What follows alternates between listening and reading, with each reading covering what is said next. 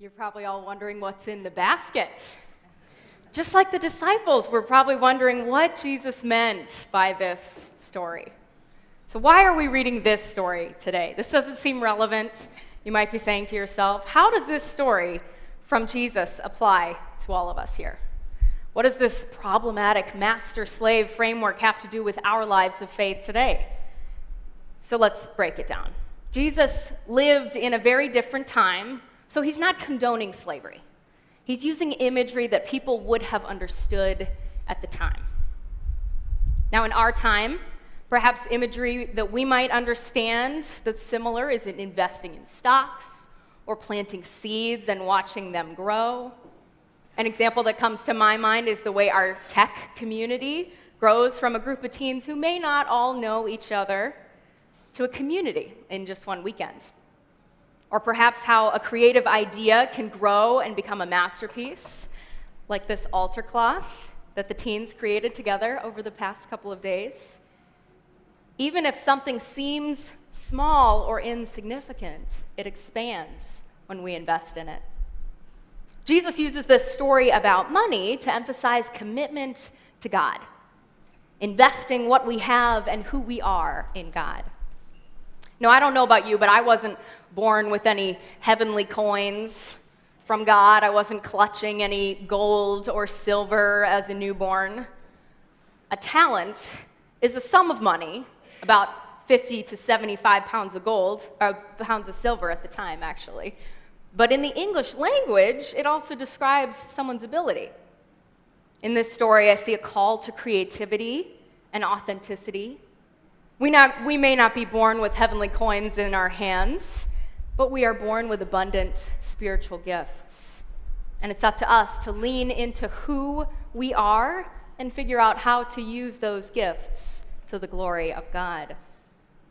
As we celebrate today with our Easter tech service for our Teens Encounter Christ retreat weekend, where we just walked through Holy Week together, Easter being the final part of that celebration, we remember that our God is a resurrecting God. We have that power of a resurrecting God in our lives today, poured into every cell of our being. We're given God's abundance through who we are, and we get to decide what to do with the gifts that God has given us. We're made in the image of God and given our spiritual gifts, and we get to decide how to use them.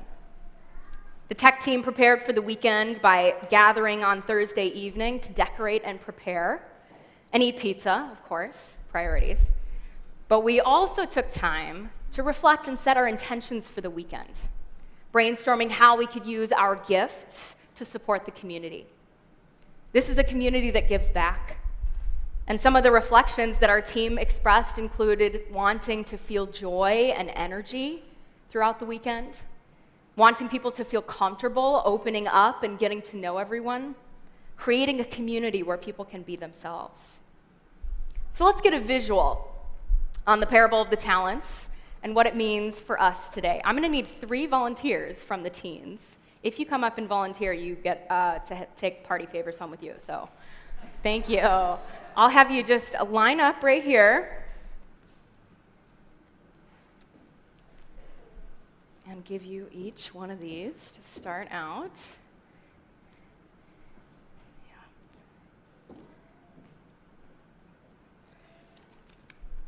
So this story, called the Parable of the Talents, teaches us about what happens when money is invested.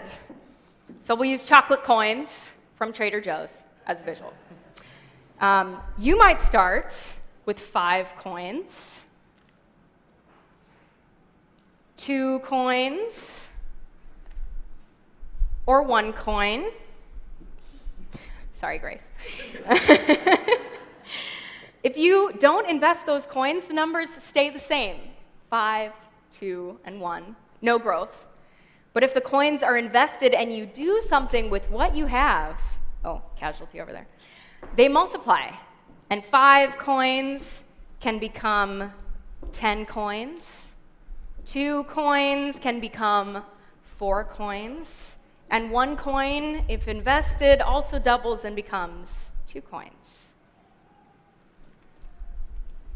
if you have not hidden it, and if you choose to invest your coins, you can double what you have. So how then might this story teach us about investing in our faith? When we remember who we are and invest in our spiritual talents, we grow in our faith. Jesus' parable tells us about what happens when we do and don't invest, but our God creates each of us with care. In God's eyes, we are each equally abundant in our spiritual gifts. So God pours love and abundance into each of our personalities, and all of us can know that we have been given a luxurious gift in being a child of God. We are each fearfully and wonderfully made, as Psalm 139 tells us. God poured talents and spiritual gifts into each and every one of us. Some examples, perhaps being mercy,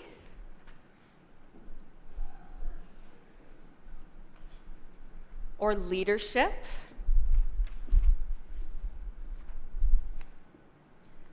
wisdom,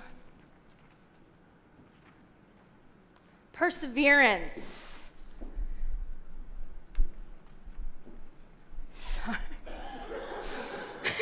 discernment,